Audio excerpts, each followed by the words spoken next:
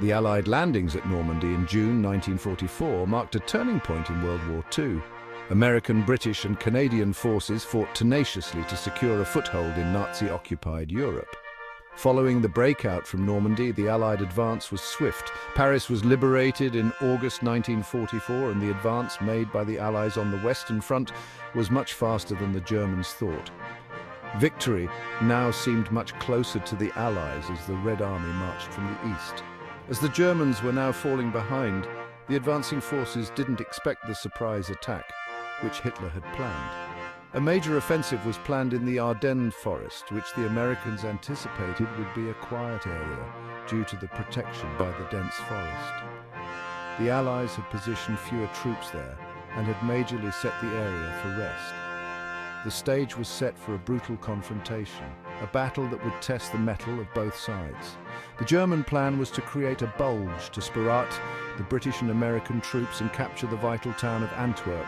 The plan was codenamed Operation Watch on the Rhine. As November turned to December, an eerie calm settled over the Ardennes. The forest, shrouded in mist and fog, seemed to hold its breath. The American soldiers stationed there, many of them inexperienced replacements, braced themselves for the coming winter. Meanwhile, behind the German lines, a massive force was assembling. Panzer divisions, elite units equipped with tanks and assault guns, moved into position under the cover of darkness. The German High Command, led by Gerd von Rundstedt on this one bold stroke, to spirata the Allies and eventually push them back. German soldiers, for one heroic last stand, prepared to launch their surprise attack. Across the lines, American GIs wrote letters home, unaware of the impending storm.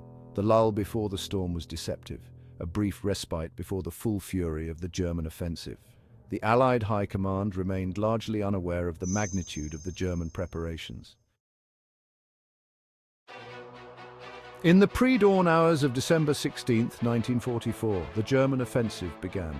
Under a blanket of fog and snow, 1,600 artillery pieces roared to life, unleashing a devastating barrage on the unsuspecting American positions.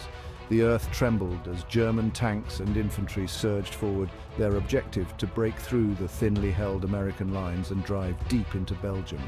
A German V-2 rocket was launched towards Antwerp, killing 567 people as the German army marched under the poor weather conditions. The initial German assault achieved complete surprise. American units, outnumbered and outgunned, fought bravely, but were overwhelmed in many sectors. The German advance, spearheaded by armored columns, cut through the American defenses, creating chaos and confusion. Communication lines were severed and units became isolated. The situation was dire, and the fate of the Allied offensive hung in the balance. Despite the initial shock and setbacks, American forces responded with remarkable resilience and tenacity. At key crossroads and towns, small units held their ground against overwhelming odds, inflicting heavy casualties on the advancing Germans. Their bravery bought precious time for reinforcements to be rushed to the front. One of the most iconic stands of the battle took place at the Belgian town of Bastogne. Surrounded by German forces, the 101st Airborne Division, led by Brigadier General Anthony McAuliffe, refused to surrender. When offered the chance to capitulate, McAuliffe famously responded with a single word: nuts. As the weather cleared, Allied air power entered the fray, pounding German columns and supply lines. The arrival of General George S. Patton's Third Army provided a much-needed boost to the beleaguered American defenders. Patton's armored divisions launched a series of counterattacks, slowly pushing the Germans back. The tide of the battle began to turn by American victories in crucial battles such as Elsenborn Ridge and Bastogne. By late January 1945, the Battle of the Bulge was over. The challenges faced by the German army were the lack of reinforcements, poor coordination planning, and the lack of resources such as fuel. The offensive had initially been successful, but the arrival of Allied reinforcements and air superiority had sent the Germans back in retreat. The German offensive had been contained and driven back, leaving behind a trail of destruction and heavy casualties on both sides. The battle, a desperate gamble by a dying regime, had failed to achieve its objectives. The Battle of the Bulge was a watershed moment in the war in the West.